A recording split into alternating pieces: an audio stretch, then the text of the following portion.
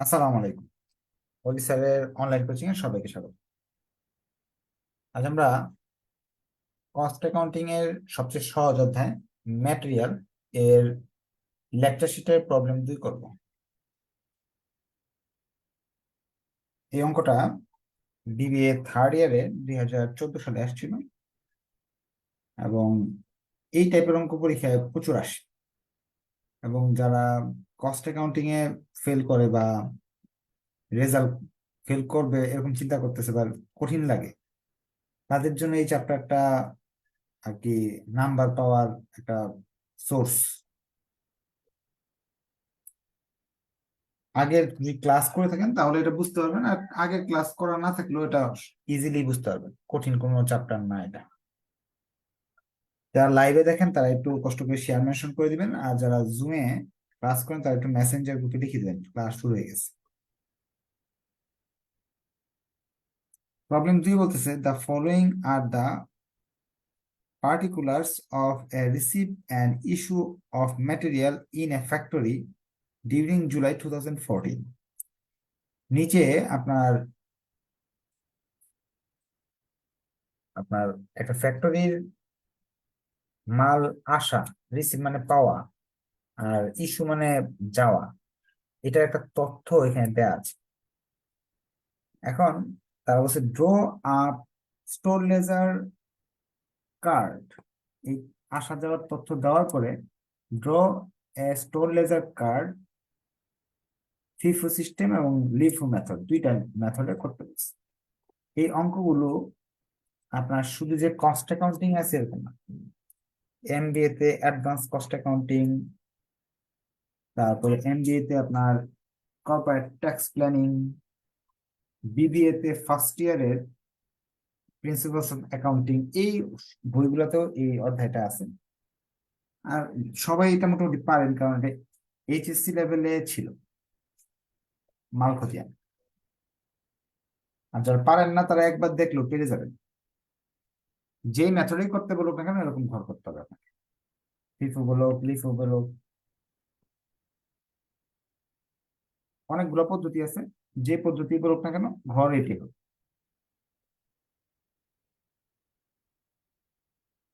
Date, এটা receive, এটা হলো ইস্যু, ব্যালেন্স,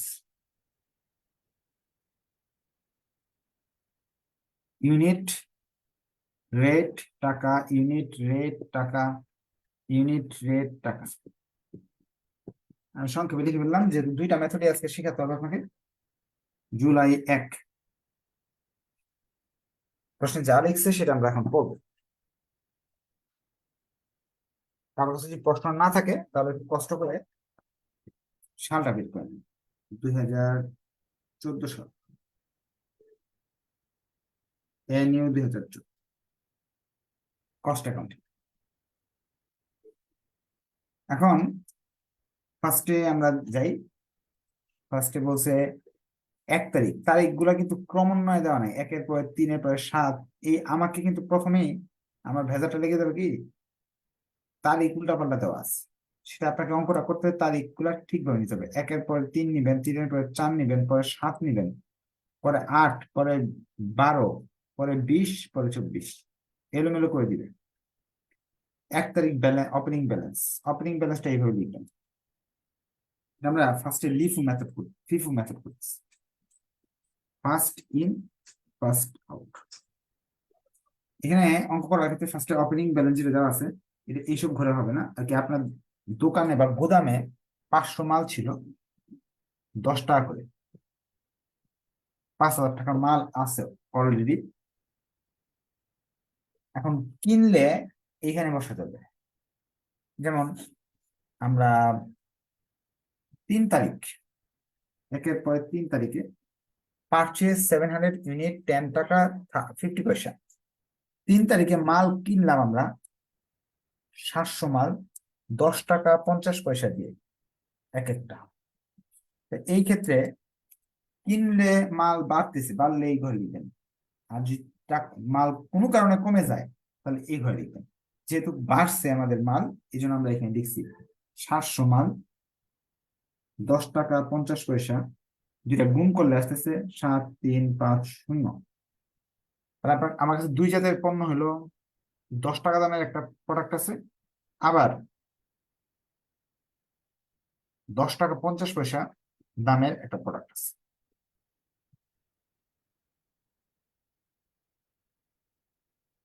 3 তারিখের পর আমরা 4 তারিখে যাব। 4 তারিখটা নিচে দেওয়া আছে। আমি কি করলাম, দুই জাতের পণ্য যেহেতু আলাদা আলাদা লিখলাম। মাল কিনলে কোনো ঝামেলা নাই, মাল বিক্রি করতে গেলে বা ডিপার্টমেন্ট আর কি উৎপাদন করতে গেলে কমলেই ঝামেলাটা লাগে।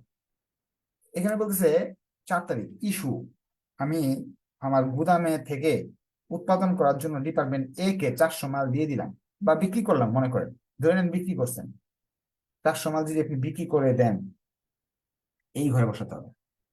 ফিফু সিস্টেমের নিয়ম হলো উপরে যেটা আছে ওই মালগুলো আগে বিক্রি করতে হবে, দাম যেটাই থাকুক না কেন। 400 মাল 10 টাকা দামে বিক্রি করবেন, সেই হিসাবে আপনার 4000 টাকা। এই যে 500 মাল থেকে 400 মাল চলে গেল, থাকলো 100 মাল। 100 মালের দাম হলো 1000। আর এই 700 মাল তো আমি ধরি নাই, এগুলো সম্পূর্ণ লয়ে গেল।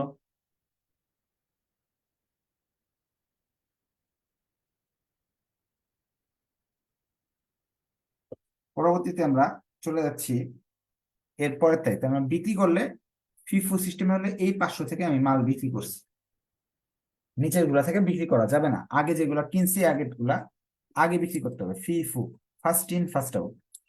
ইস্যু 7 তারিখ মাল কেনা হয়েছে 605টা, 11 টাকা ধরে। কিনলে কোনো ঝামেলা নাই, ভেজাল নাই।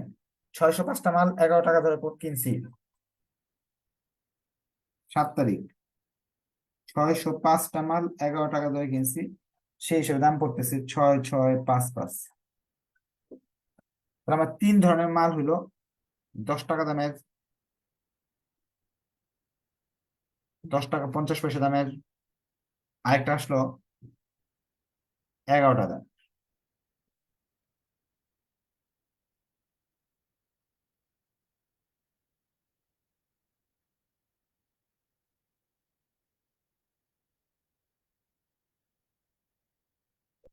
7 তারিখের পর আমাকে 8 তারিখের হিসাব করতে হবে। 8 তারিখে মাল আমরা বিক্রি করছি, ইস্যু করছি।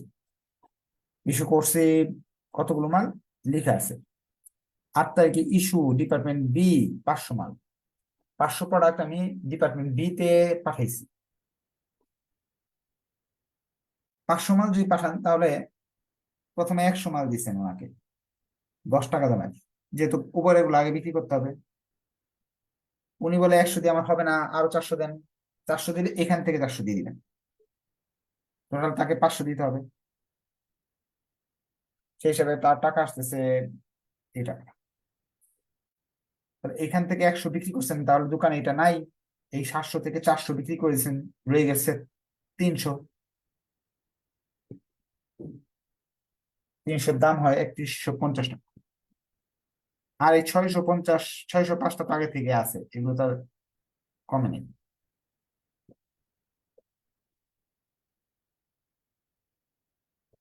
8 তারিখের পর আছে 12 তারিখ। 12 তারিখ আবার কিনছি আমরা। 12 তারিখ আমরা পারচেস 650টা 12 টাকা করে দিচ্ছি। 650টা মাল 12 টাকা দিয়ে এক একটা কিনতেছি। কিনলে মাল বাড়ে এখানে লিখতে হবে। 650 12 দামের, সেই হিসাবে আসতেছে হলো আপনার 7800। গুণ করতে হবে দুইটা, 3 জাতের প্রোডাক্ট হয়ে গেল আবার।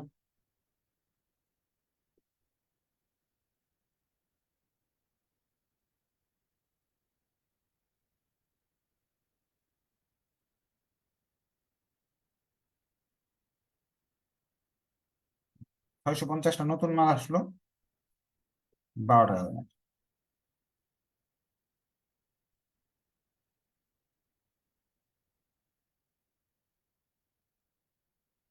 এখন 20 তারিখ এবং 24 তারিখ দুইবার বিক্রি করা হয়েছে। এর কাছে 500 মাল বিক্রি করা হয়েছে, বি এর কাছে 550টা বিক্রি করা হয়েছে। তাহলে অঙ্ক শেষ। জায়গা আমাদের কম, আমাদের কম থাকলে তো কিছু করার নাই, করতেছে হবে, ছোট করে লিখবি। 20 তারিখে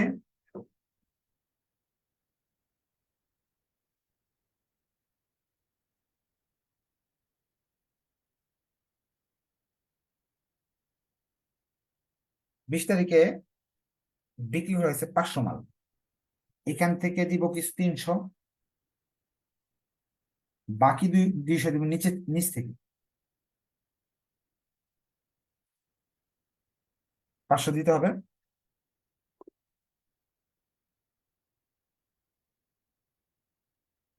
এই মালগুলো বিক্রি হয়ে গেল, এখান থেকে রয়ে গেল 405টা। আর এখান থেকে সম্পূর্ণ রয়ে গেছে, এগুলো তো বিক্রি হয় না এখন। গুণ করলে আসতেছে 4455।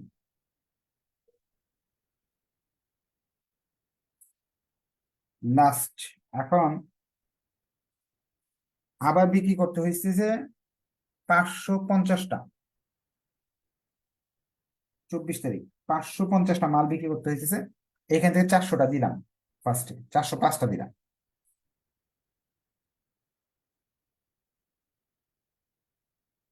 11টা দামের, 11টা দামের দিলাম।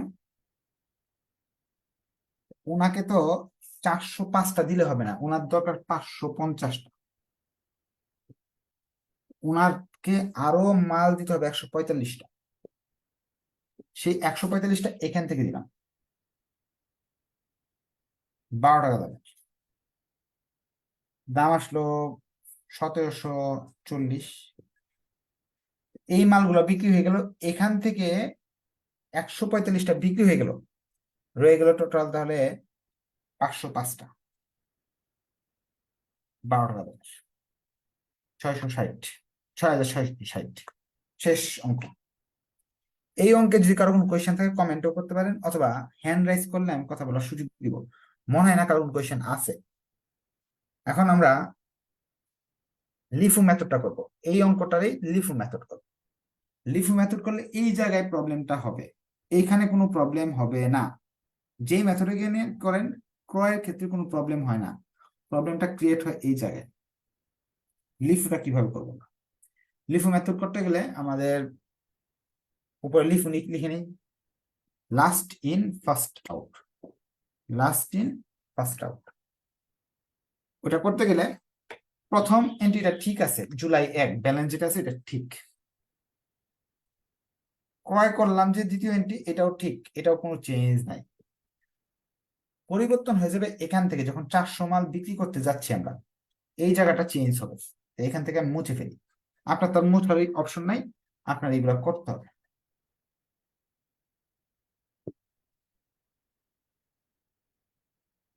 ডিফু সিস্টেম করতে গেলাম,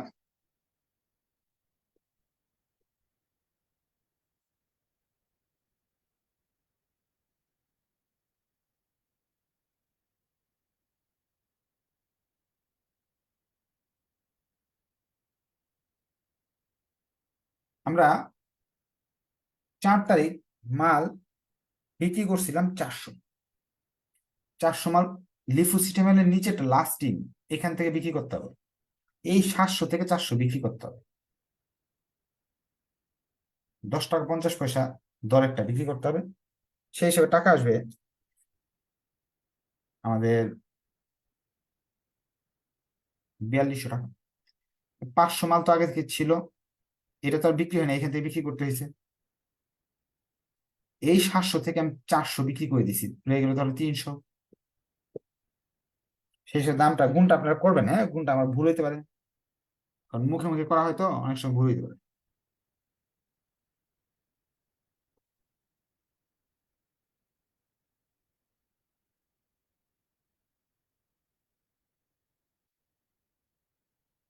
3C 605টা, তাহলে 3 জাতের মাল হলো, এই দুই জাতের অলরেডি আছে, এখন আর হয়েছে। লিফো মেথডের সমস্যা হয় কি, এই জায়গায় ব্যালেন্সের অনেক পরিমাণে বেশি হয়ে যায়।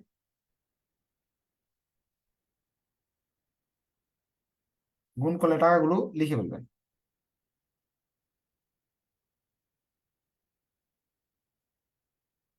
লিফো আর লিফুর তফাৎটা কি আপনারা বুঝতে পারছেন? একটু কমেন্ট করে জানান। লিফুর সিস্টেমটা হলো এই নিচের গুলাকে আগে বিক্রি করতে হবে, ফিফুর সিস্টেমটা হলো উপরেরটাকে আগে বিক্রি করতে হবে। এরপর 8 তারিখে আমরা বিক্রি করছিলাম 500 মাল।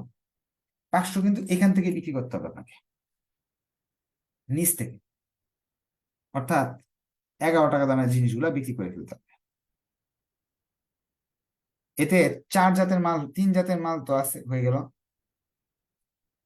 এখান থেকে 500 চলে গেলে 105টা রয়ে গেল।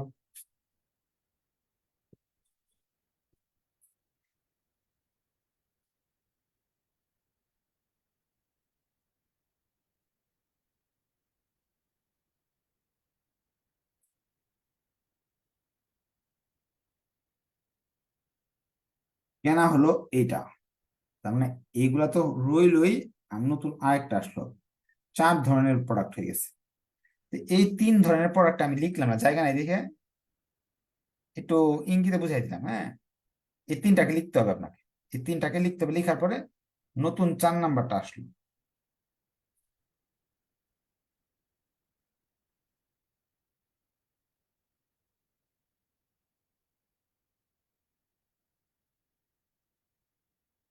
আর 2টা লেখার দরকার ছিল, আচ্ছা জায়গা নাই এই জন্য লিখিনি। এই 2টা 300 আর 105 লিখতে পারলাম না।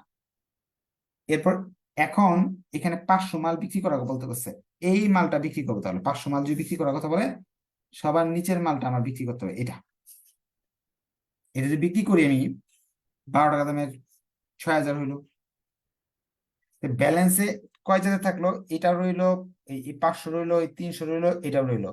এখান থেকে আমি বিক্রি করছি 500 মালতে, এটাও রইলো, 4 জাতের মাল রইলো। 500 রইলো,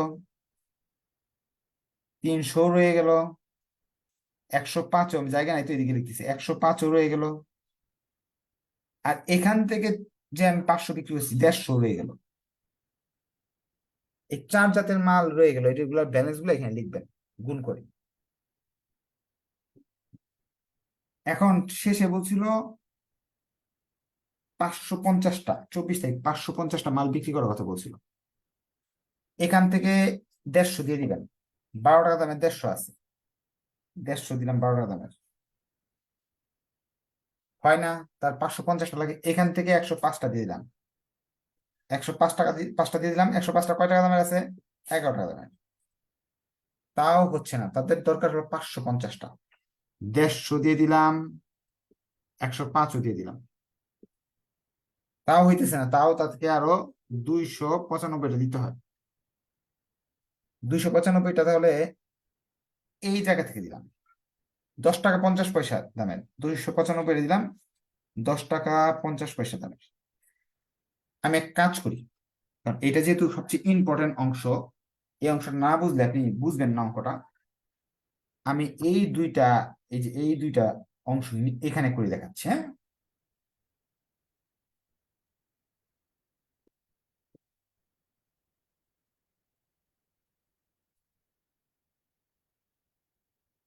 সম্পূর্ণটাই লিখতেছি। হ্যাঁ,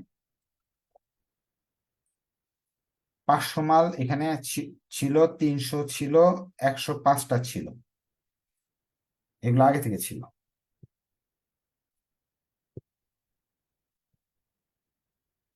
নতুন কিনছি 650টা, 12 টাকা দিয়ে। এখন 12 তারিখের পরে আমাদের 20 তারিখে মাল বিক্রি করার কথা বলতেছে 500। 500 মাল এখান থেকে বিক্রি করব। 500 মাল এখান থেকে বিক্রি করলে এখন কয় জাতের মাল রইলো? এই মালটা, এই মালটা, এই মালটা তো আগে থেকে আছে।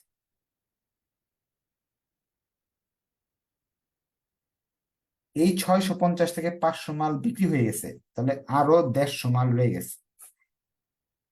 দামগুলো লিখতেছি, 10, 10 টাকা 50 পয়সা, 11 টাকা, 12 টাকা।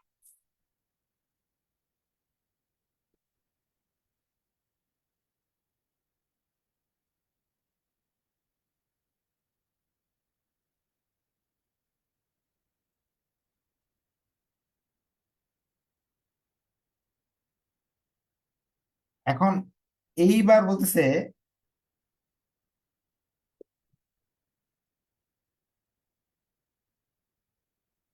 24 তারিখ বলছিল 550টা মাল বিক্রি করার কথা, এইগুলো দিলাম। 550টা থেকে 150 দিলাম ফার্স্টে, 105টা দিলাম। 550টা হয় না, আরো 295 শর্ট, এখান থেকে 295 দিলাম।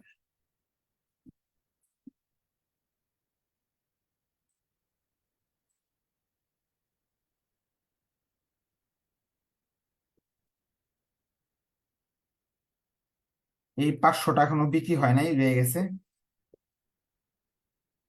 এই 300 থেকে 295টা বিক্রি করছি, 5টা রয়ে গেছে।